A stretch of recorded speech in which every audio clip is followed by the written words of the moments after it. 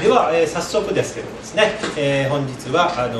弁護士の宮田房之先生にお越しいただいております。で後半はですね、民法の改正がですね予定されておりますので、その民法の改正に関してですね、たっぷりお話をいただきます。では盛大な拍手でお迎えください。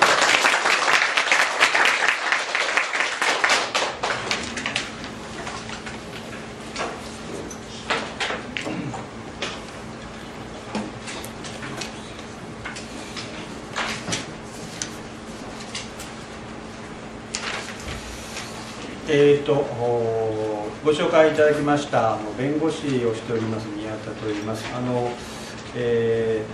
私ももう皆さんご存知だと思いますがこちらの工事株式スクールの33期生になります。皆さんと同じところで学んだということですね、今日はぜひ優しい目で、見ていただきたいなというふうに思います。話でちょっと変わるんですけどもうちは娘がおりまして、もちろん妻も多いんですけど母親の娘に対する話し方って厳しいですよね。朝起きなかったりすると早く起きなさいだけじゃ済まなくて、なんでそんなぐずぐずしてるのだからあなたはダメなのよみたいなですね、そこまで言ってしまう。そういうふうにはちょっと人格否定じゃないかなというふうに横で聞きながら思ったりするんですけど、私なんかあんなふうに言われるともう立ち直れないなというふうに思ったりしています。どちらかというと私も褒めて伸ばされたいというタイプですので、よろしくお願いします。じゃあ早速ですけども今日はですね、民法の話について、させていただきたいと思います。これまでいろいろこちらで法律のお話をさせていただきました相続とかですね、交通事故とかあるいは離婚とかで何を話そうかなと思ったんですが、実は今の国会にですね民法の改正についての法律案が出ております。ただまだ成立はしておりません。で、皆さんご存じの通り安保法制ですか、というところが激しくやり合っておりますので、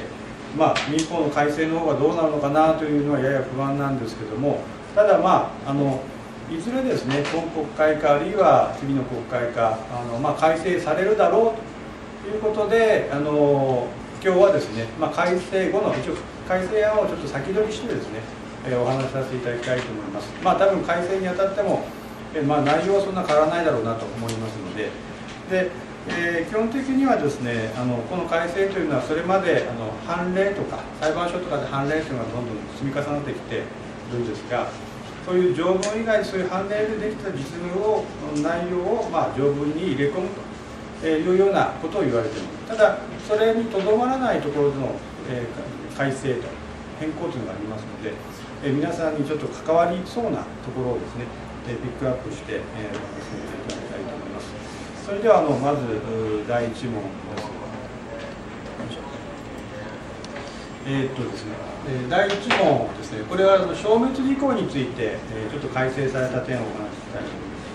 思います。まず消滅事項というのは何かということをちょっとお話しさせていただきたいと思うんですが、ここにあります事項とあります。で、事項というのについては、この消滅事項と取得事項というふうに2つあります。この要するに、時間が長期間経つことである法律効果を発生させるというのが事項というふうに理解していただければと思います。で、消滅事項はもうこの言葉の通り、時間がある程度も経ってしまったらそれまであった権利が消滅する。だから消滅事項ですね。で、取得事項、取得はもうそう取る得るですね。取得事項は何かというと、時間が経ったらその権利を取得するから取得事項というふうに理解していただきます。で、この消滅事項というのはここにありますけど、これ貸金ですね。人に金を貸しましたという場合なんですけど、これもですね貸したけどもそれを請求せずにずっとほっぽっておくと後で、それを返してくれというふうに言えなくなる。返してくださいと言ったときにそれが消滅事項に変わってますから返しませんというふうに言われてしまうことがあるわけですね。です。で、これ、今日はこの証明事項について変更された点をお話しさせていただきたいと思います。でまずこの問題の1なんですけれども、第1の1、これちょっと一応問題を読んでいただきたいと思います。熊本校のですね、鳥さん、読んでいただけますか。消滅事項 A は B から親の病気治療のために必要だから金を貸してほしいと言われ、貸付日の1年後に返済する約束で500万円を貸した。その後 A は急に会社よりインドネシアでの販売ルート開拓を命じられ、海外に赴任した。 A は見事にその目的を果たし、転勤から6年半経って日本に帰ってきた。 A は B に対し貸した500万円を返済してほしいと申し入れた。ところが B はその貸金は時効にかかっているから返済しないと言い出した。 A 曰くそんなバカ。はい、ありがとうございます。非常に朗々と読み上げていただいてありがとうございます。でこの問題というのはもうご覧の通りで、B からA が B にお金を貸しました、500万貸しましたと。ところが、海外出張というか海外勤務になって6年半ぐらい経ってから帰ってきます。でその時に500万を返してくれと言ったら、時効にかかってからもう解散でいい、解散というふうに言われたという問題です。でこれ全然あれなんですけど、なんでこれインドネシアかと言いますと、実は5月末から6月初めはちょっと私インドネシア行ったもんですからそれでちょっとここにインドネシアと書かせていただいてます。今日は来られてるみたいです店長の県の方でですね、なんかインドネシアとこう交流しましょうというのがありまして、で県知事も多分テレビとかで放映されたと思うんですけど、県知事と熊本に行ってですね、なんか交流したみたいな。でそれに私も別の団体で一緒に行ってですね、熊本が踊っているのをちょっと見て、拍手したというのがあったんですが、ここにいるので、ちょっとすみません、話戻りますと、でこういう問題なんですけども、一応これは貸金という債権の時効の問題です。今の民法ですと、この時効というのは先ほどその消滅時効というのはある程度ほっとくともう権利が消滅するというふうに制度というふうにお話ししました。でこの期間というのは今の民法はいろいろ期間が定まっているんですね。例えば短い場合は3年だったり2年だったり1年で時効ですよというふうに言われるのもあります。5年というのもあります、いうことなんですけども、で今の民法ですとこういうこの貸金の場合、個人同士の貸し借りですね、個人同士の貸し借りの場合、この時効期間が何年になるかということなんですけども、ちょっとそれを質問させていただきたいと思うんですけど、すいません、突然福岡港に来らせていただいてですね、福岡港の久米さん聞こえますか？すいません、突然で申し訳ないんですけど、今の民法ですとこの貸した金を返さんでいいよというふうに言える時効の期間というのは何年かご存知ですか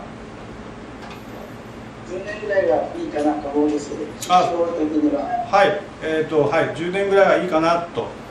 まさしくそうで10年です。本当にもう法律を制定、するですその感覚がナイスだと思います。で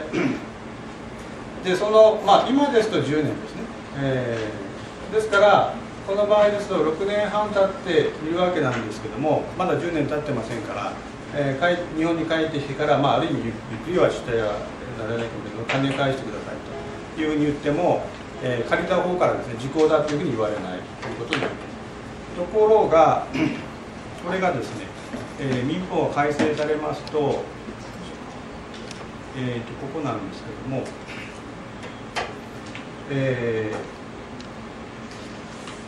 その債権の証明時効の期間は10年から5年と10年に変わると思います。ですから、10年だったのが5年と10年ということに変わると。ですから短くなる場合があるわけですね。でこれがどういう場合かといいますと、下の方にですね、説にあると思うんですが、この改正というここのところを見ていただきたいんですが、166条で、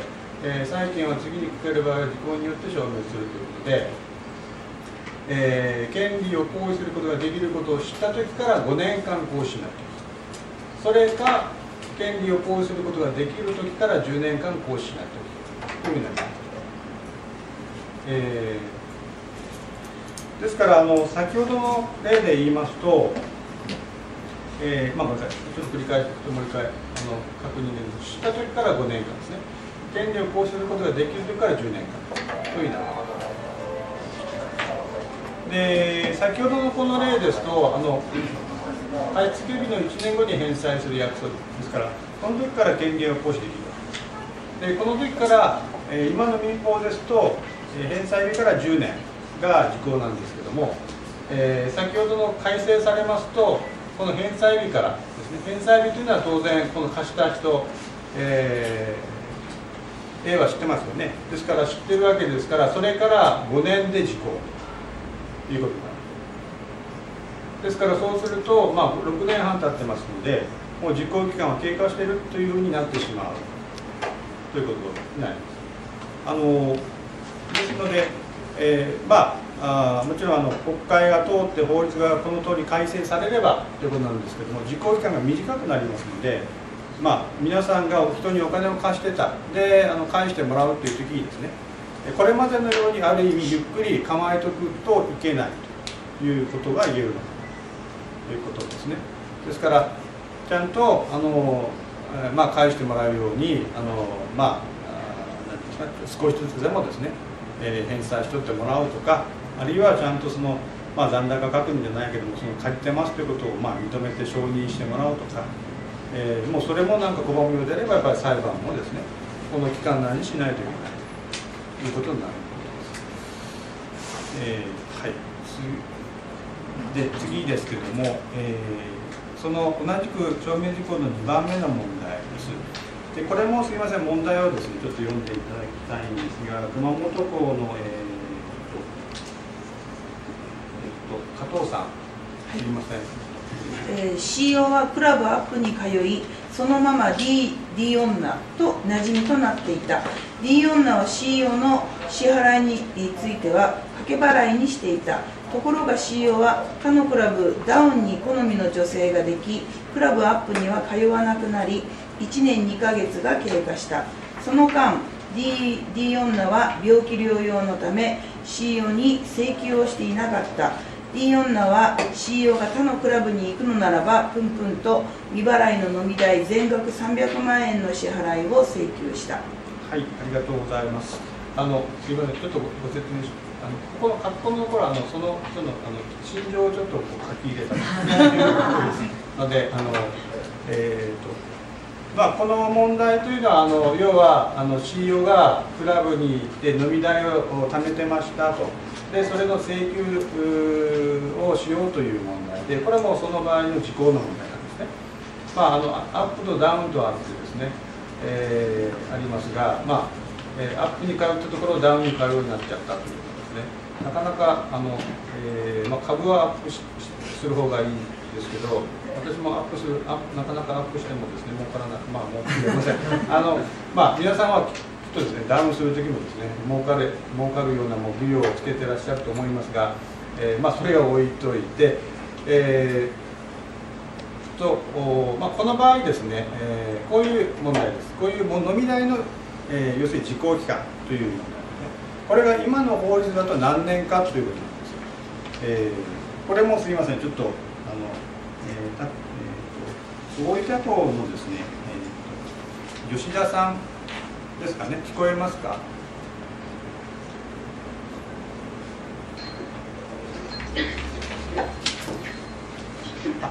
吉田さん聞こえますか？はい、聞こえます。はい、1年。はい、ありがとうございます。さすがですね。はい。飲み代は今の法律ですと1年で時効になります。ですから、あちこち、つけるとちょっといきませんけど、飲み代を貯めてて1年払わずに1年経って、後でその時に請求されてもう時効だというふうに言われてしまうと払わないでいいというふうに、なります。ただこれは決して進めてるわけではありません。やっぱりちゃんとそういうなんていうんですかね、サービスを受けたものはちゃんとお金払わないんですね。特にやっぱり女性怖いですから、払わないとどこかで刺されたりですねすることもあるかもしれませんから、気をつけていただきたいと思います。で、これは今の法律ですと1年ということなんですが、これが改正されるとどうなるかということなんです。でこれは先ほどの法律なんですけども、一応今の法律を確認しますとですね、この174条というところで、次にかかるだけ1年間行使ない時期は消滅するという、これ短期消滅事項というのが今あります。でこの 4号なんですね、ここで飲食店ですね、料理店、飲食店とかの飲食業とかは、かかる債権、これでここの条文で、1年で時効ということになります。これが現在の法律です。あと例えばですね、もっと1年じゃないんですけども、これは2年間というのはですね、生産者とか卸売商人とか小売商人の掛けの債権とかですね、あるいは自己の技能を用いて物を製作したりとかいう債権とかですね、そういうのは2年で、工事の設計とかそういうのは3年とかいうふうに、今の法律はあります。でこれが、改正されますと、ここなんですけども、削除されるということです。そうすると、この短期の消滅事項のこの条項はもうなくなってしまいますので、先ほどの結局原則に戻って、結局5年か10年ということになるということですね。ただ飲み屋の飲み代についてママさんが、放出できることを知らないということはないでしょうから、やっぱり5年ということになるんだろうと、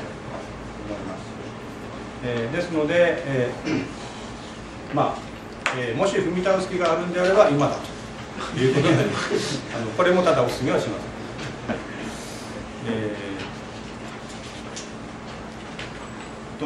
次にですね、法定利率というのについてお話しさせていただきます。でこれも問題はすみません、谷口さん、読んでいただきます。第2の、この法定利率、はい、問題の方、すみません。第2法定利率 E は F より自分が進学する大学院の学費に必要だから400万円を貸してほしいと言われ、期日を F が大学院を修了あるいは中退した時とし、返済する際は民法所定の法定利息を課して支払う内容で貸し付けた。 E は F に対し利息として何%請求できるか。はい。すみません。で、心の気持ちとして奨学金返済が払えたという、そういう問題です。このとここれも余談ですけど、今時々裁判の奨学金の返済というのは結構問題になっていると思います。裁判所でもですね、やっぱり裁判奨学金貸す方から借りた方が訴えられているという裁判もですね、結構見かけることもあってですね、やっぱり大学とかに住む目的で借りたんだけど、やっぱりその就職とかがうまくいかなくて返せなくなってとかいうですね、ちょっと非常に何て言いますか、悲しいような状況というのもあります。景気が良くなってですね、そういうのが変わればいいなというふうに思いますが、でもう本題に戻りますと、でここは要するに、お金を貸すためそういうことで400万円を貸したその利息は法定利息をつけますということです。でこの法定利息が要するに変わるということなんですね。じゃあ今の法定利息はこれが何%なのかということなんですけども、すいません、これもちょっと鹿児島港のですね、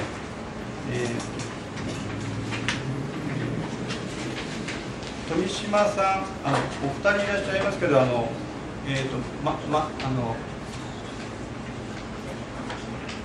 いかがでしょう。法定利息、今の法律だと何%かご存知ですか？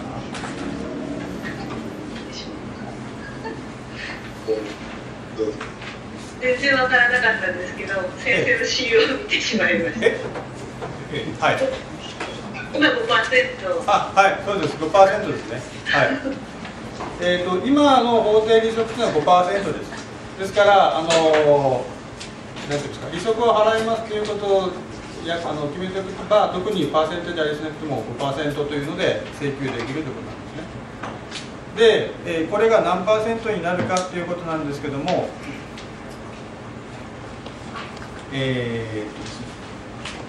これが、5% が差し当たり 3% になります。2% 下がります。やっぱりずっとですね、低金利の状況が続いてますので、そういうところを考慮してということになるかと思います。で、ただし、じゃあ 3% で固定かというと、そういうことではなくて、これは差し当たり 3% にするけども、その後は3年ごとに見直しますということなんです。3年ごとに短期金利とかの状況を見て、上げたり下げたりということなんでしょうけど、ただ、今、極めて金利が低いので、これからさらに下がるというのはなかなか、ないのかなと思ったりしてますけども、今後金利が上がれば 3% が上がるのかなと、思います。でこれ、2% 下がるんですけど、皆さんであればこの 2% 結構大きいというのは分かられるかもしれません。で実際例えば、ですね、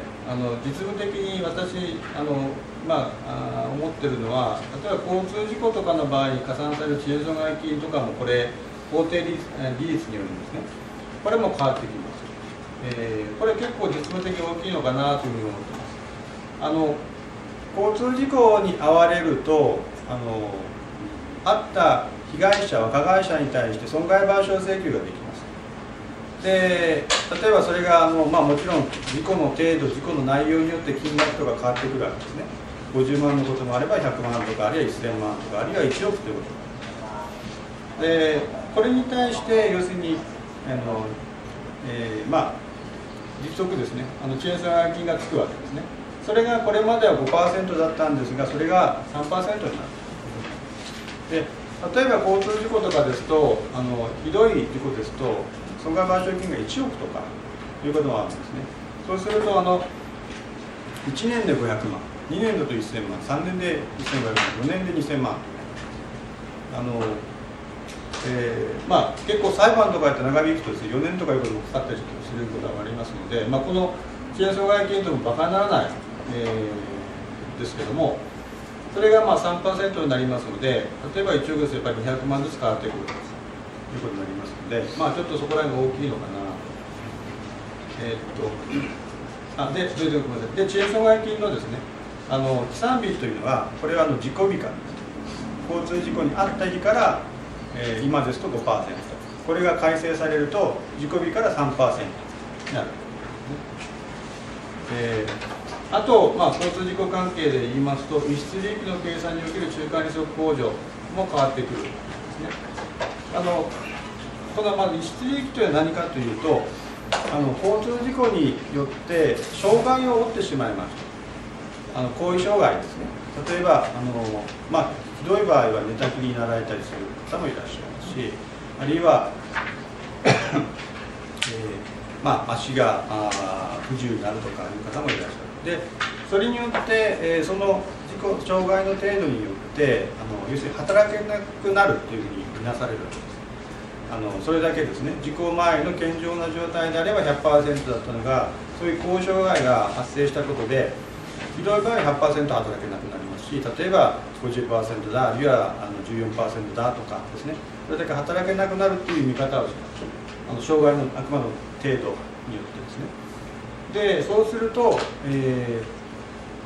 要するにこれも技術的なんですけども、裁判の場合は67歳まで人間は働けるんだというふうに前提で、将来これだけ、所得これだけ働いて稼げますよねっていう計算するんですね。でそれが要するに先ほどの後遺障害に基づく程度、等級に応じて、何パーセントか減額減るわけですから、その分を賠償しないといけない。でさらに例えば67歳の時に受け取るものを要するに今まとめて請求するんですね。あるいは67歳だったり66歳、65歳、64歳、60歳ですね。それをまとめて一括で請求したというのが裁判なんですけども、でその時に例えばじゃあ要するに全く何もそのまま全額そのままの額を請求するとすれば、取りすぎだろう。要するにあくまでも、40歳とすれば67歳と27年後ですね。27年後にもらえるものを今全額もらえるとすると取りすぎですので、その間の中間利息というのを控除して、差し引いて、計算してはもらう。それがこの中間利息控除という理屈です。これは技術的なものなんですけども、ライプニッツ係数とかいうのが、数学的なものがありまして、でそれで計算するわけですね。でそれが 5% で計算すれば当然、金額は減りますし、それが 3% だったら多くなるのかなと。多くなるというのはその中間控除される額は少なくなりますけど、取れる分は多くなる。ですから遅延損害金の点についてはこれまでと比べて少なくなるけども、障害を負って一例の計算においてはその分は多くなるのかなと、多く賠償を受けれるのかなというふうに、変わってくるのかなというふうに思います。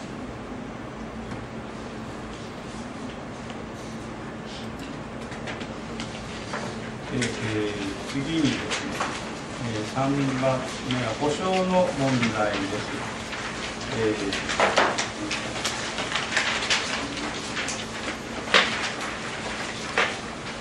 保証についてもいろいろとちょっと改正される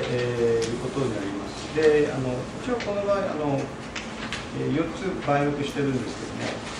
けども、まずですね、これ問題また申し訳ないんですけど、この第3の1のところを読んでいただきたいんですが、す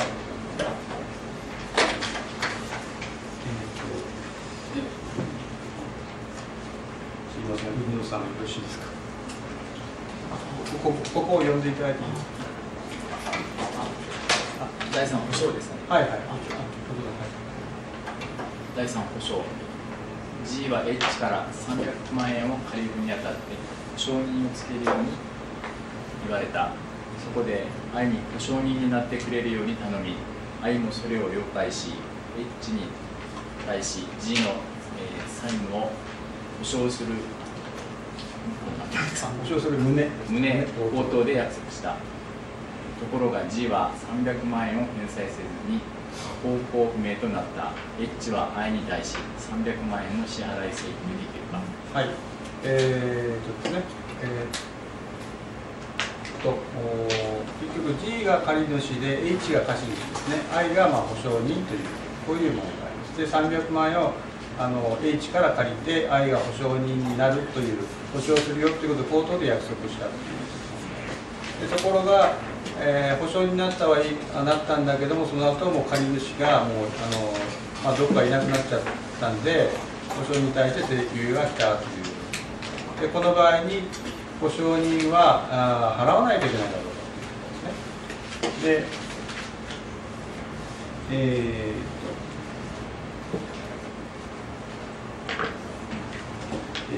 すみません、これはまたちょっと質問で、福岡港のですね、古川さん、聞こえますか。すみません、突然で。この問題ですね、口頭で保証しますよというふうに約束したという問題なんですけど、これは300万保証するといった愛は払わないといけないでしょうかということなんですが、どう思われます？口頭で約束なので、はい、この時点では別に、義務は発生してないと思うんですけど。はい、そうです。正解です。はい。でここれは要するに、まあ、何がこの問題が口頭で約束したというところですね。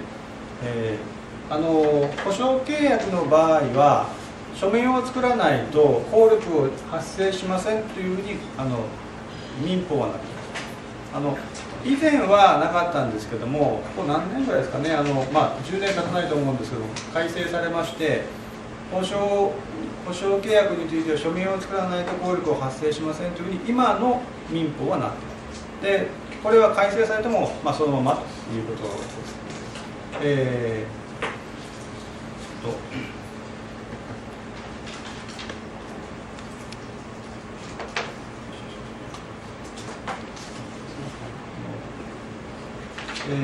保証は書面でしなければ効力を生じないですね。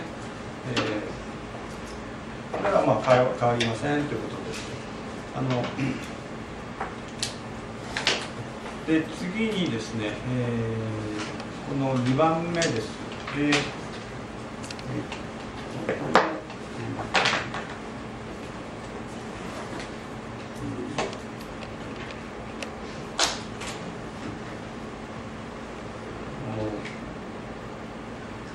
橋本さん、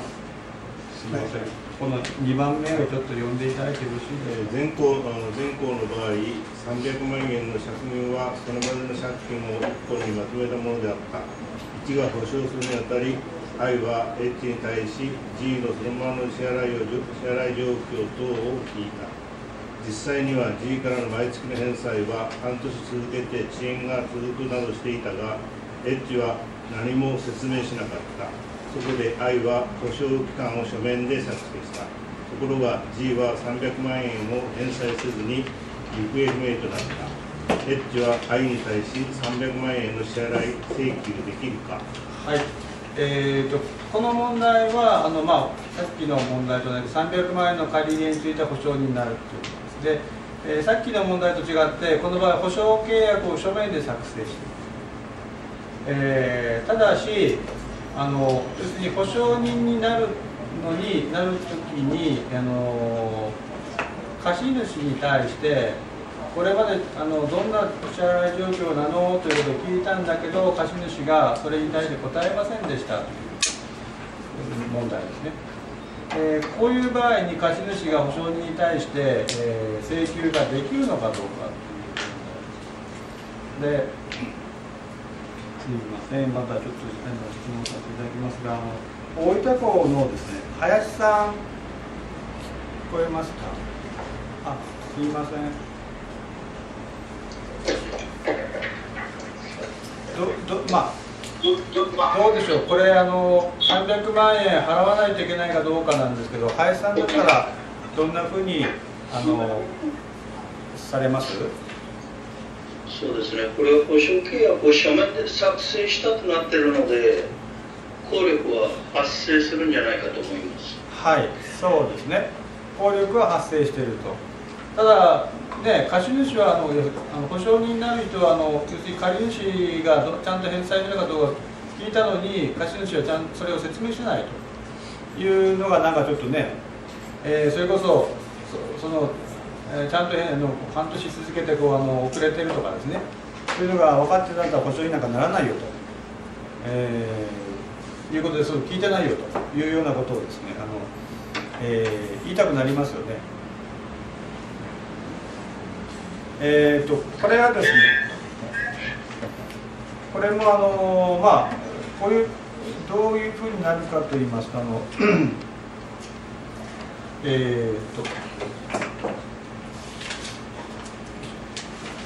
ょっと下の方で見にくいかと思うんですが、債権者は保証人から請求があったときには、主債務者の履行状況に関して情報提供をしなければなりませんというのが民法の条文に加わったということになります。条文はですね、ここなんですけども、まあちょっと長ったらしいんですが、主たる債務の履行状況に関する情報の提供義務という条文が、これが新設され加わったことになります。で、まあ、主たる債務所の委託を受けて保証した場合、まあ、通常要するに頼まれてなった場合ですね、保証人の保証人から請求したときは、請求があったときは、債権者ですから貸主は保証人に対して持ち絶えなく、債務の、利息だったり、違約金な損害賠償債務とかですねの不履行の有無とか、残額とか、弁済権到来しているとか、そういうものを情報を提供しなければならないという、そういう提供義務というのが民法上明記されたとすると、先ほどの問題で言いますと、結局それ聞いてるのに貸主である G は、ごめんなさい、G じゃない、H は何も説明しなかったわけです。だから提供義務に反してるわけですね。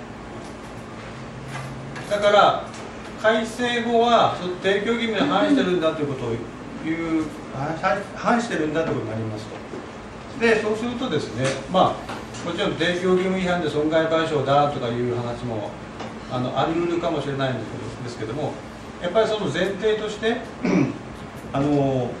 り主の債務の履行状況とかいうのが前提として保証するわけですから、保証契約自体が錯誤で効力がないというふうなことをですね、より言いやすくなるのではないかと、思います。ですから、錯誤だとかですね、そういうことを、言えば結局保証人の方は払わないで済むということになるかもしれないということです。で、次にですね3番目なんですが、これも問題をちょっと読んでくださいんですけど、浜田さん、問題をちょっと読んでいただいてよろしいですか。根保証でいいですか。ごめんなさい、それは解説の方です。この問題の方です。ごめんなさい。G は H から食料品、日用品を賭けで購入しており、I は G の H に対する買い掛け債務のすべてを保証するので契約書を作成した。G が行方不明となり、H から I は G の買い掛け金として200万円を請求された。そんなにためになり、H は I に対し200万円の支払いを請求できるか。はい、問題はですね、日用品とかそういうものを買う、賭けで買ってるんですけど、それについて愛は保証しましたと。で、保証についても契約書を作成しますから、書面というところはクリアしていると。で、ところが、ごめんなさい、この保証というのは何かというと、例えば300万なら300万の貸金の保証という額が決まって、もう定額ではなくて、その日々発生する取引の保証をしているわけですね。ですから、額が増えたり減ったりするわけなんですけど、それがあるとき、結局保証に対して請求されて、それが200万になります。こういう場合に200万払わないといけないでしょうかという、これもですね、これ今の民法ですと払わないといけない。やっぱりその契約書を作成してますし、要するに根保証ということで、もうある人とのそういう、日用品とかのそういうのを購入にあたってそれを保証しますよという合意した以上はですね、払わないといけないというのが今の民法だとそういうことになります。ただし、これも改正されますとどう変わるかというとですね、こちらなんですけども、さっきお話しましたように根保証ですね、一定の何ていうんですか、継続的な取引について発生する債務を保証するものです。それについてはですね、極度額を定めなければその効力を生じませんということになります。なりましたね。なりそうですね。改正されればなります。この極度額というのは何かというと、要するに枠のことです。例えば100万までは保証しますよとか、200万までは保証しますよとか、そういう枠を定めなければ保証の値保証については保証の効力を生じませんというふうに改正される予定だということです。でこれはですね今の法律でも貸金とかの値保証についてはその同じような条項があったんですけど、それを以外にも拡張するといいますか適用範囲を広げるというようなことになるかと思います。ですから気軽な気持ちで、そういう値保証をしたところ、借り主というかね債務者がですねどんどん物を買ったりなんたりしてですね金額を増やしましたと。でそれで払えなくなったからということである時、もう想定外の金額が請求されましたと、いう場合もですね、もう今だったら原則払わないといけないんでしょうけど、それが改正されれば一定の枠が決まってますから、枠の中最高でもその枠の限度額を払えばいいわけですね。そういう意味で保証人の方としたら、自分の責任というものがどれぐらいで収まるのかというところが、読めますので、保証人の保護になるということになるかなと思います。ですね。はい。でこのですね、これがちょっと皆さんにも関わってくるかなと思うのは賃貸借契約における保証人の問題です。皆さんの方で例えば、建物を借ります土地を借りますという保証人をつける保証人になるという場合が、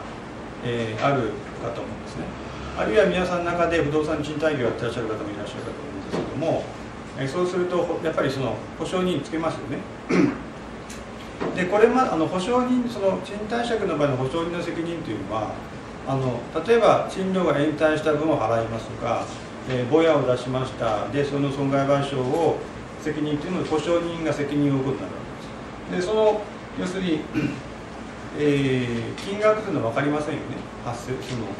そうすると値保証ということになりますから、やっぱり今後は賃貸借についても極度額を定めなければその賃貸借の保証契約というのが無効だというふうに言われてしまう、ではないかというふうに思われますね。ですので不動産を貸していらっしゃる方もいらっしゃると思いますけども、そういう方はちょっと改正後のですねその保証についてどうなるのかということは、不動産業者さんだったり管理会社さんだったりですねそういうところも相談しながら、ち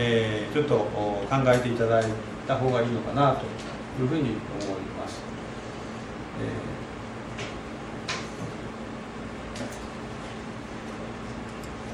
で、次にですね4番目です。保証の4番目なんですけど、これも申し訳ない、問題を読んでいく。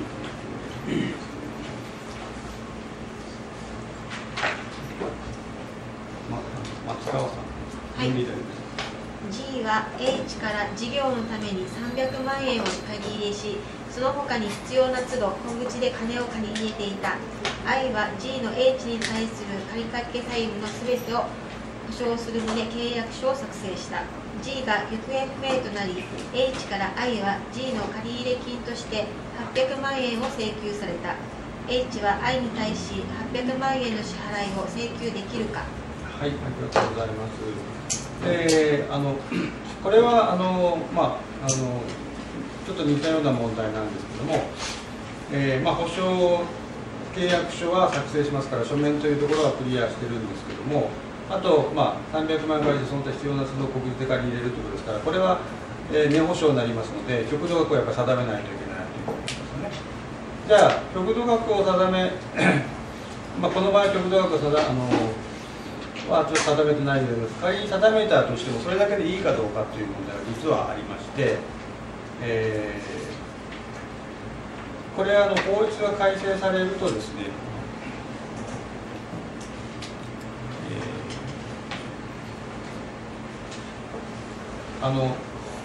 事業のために負担した貸金などの債務の保証とか値保証ですね、というのは締結の日の前1ヶ月以内に作成された公正証書で、保証人となる予定者が保証債務を履行する意思を表示しなければ効力を生じないというふうに、条文が新設されました。ちょっとややこしいですが、要するに公正証書、公証人役場に行って公正証書を作ってくださいということなんですね。契約書を公正証書しなさいということはないんですけども、この保証債務履行意思表示書かなんかという呼び名になるかもしれないですけど、そういう公正証書を作ってくださいということです。それだけ保証人となる保証が有効に成立するための要件が足されることになるんですね、この事業のための保証の場合ですね。で、これやっぱり銀行業務と関係してくるのかなと。ですから銀行が会社に金を貸しますというときは、事業のために貸すことになると思うんですね。そうすると、それのこれまでは代表者だったり、専務取締役常務だったり、あるいは要するに妻だったりとかいうことで、保証人になるということはあると思うんですね。でそしてそれを根保証ということで枠も定めないで、とかいうことがあったかと思うんですけども、これからは結局、まずその根保証であれば当然極度額という枠を定めなければ無効ですし、さらに、その事業のためであればその公正証書まで作らないということになる。ですからそのお金を貸すとですね、保証人を取る方の銀行とかそういうところはそれだけ手数を要しますし、保証人の方もよりやっぱり保証人役場に行って公正証書を作ってということになればより慎重に判断するかなと。それだけそういう手数を付け加えることで、より慎重に保証になってくださいねという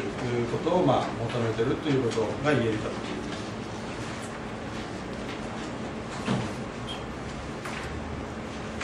す。であとちょっと改正点について若干触れたいと思い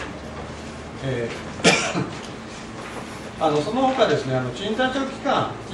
ついての期間というのが延長されました。今の法律ですと民法上の賃貸借というのは20年しか貸せませんというふうに決まってるんですね。もちろん皆さんご存知かもしれないんですけど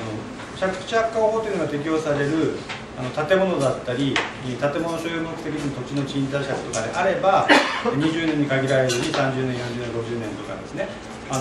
昔の借地であればもうそれこそ永久に近いぐらいずっと続くんですけど、民法が適用される賃貸借というのは20年です。それをこの法律改正してですね、50年になりました。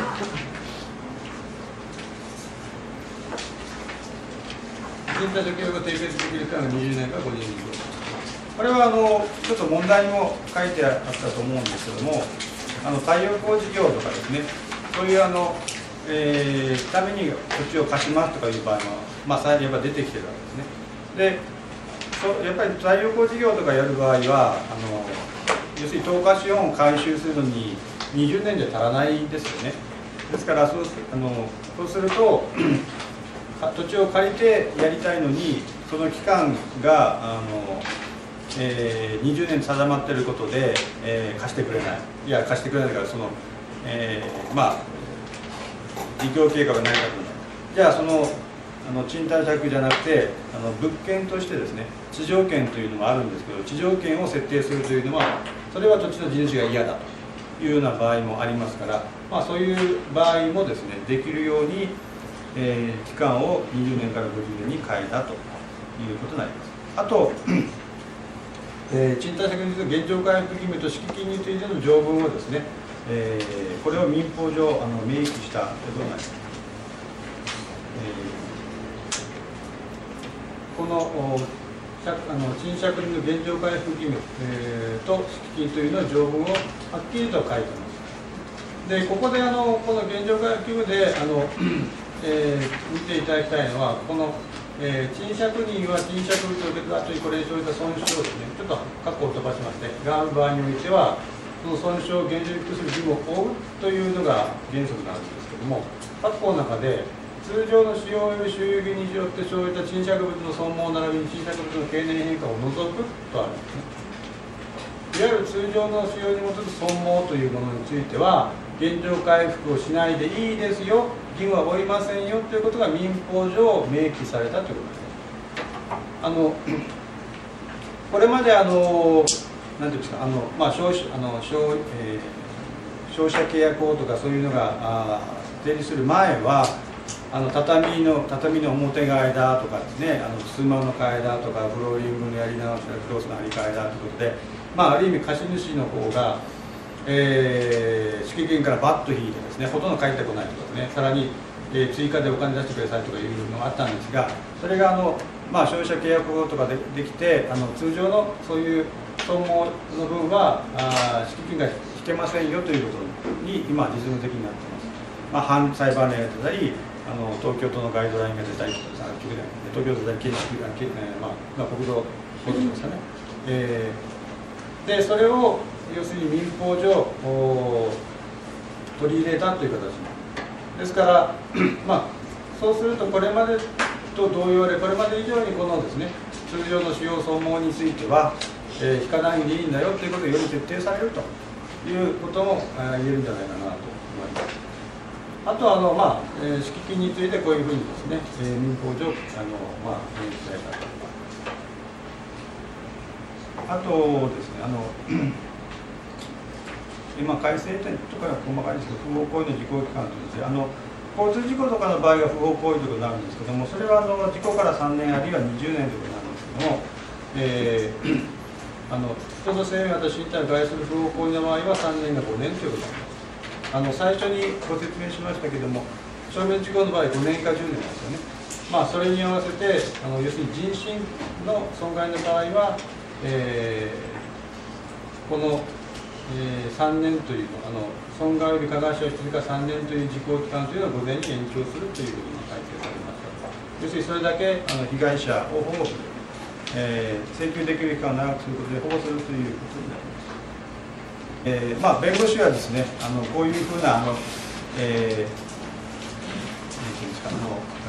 変な裁判にもですね、判決も出る場合もありますけれども、その中で一生懸命やっております。私も一生懸命やっておりますので、ぜひこの皆さんからはですね、優しい目で見ていただければなというふうに思っています。それで一応これで私の方からは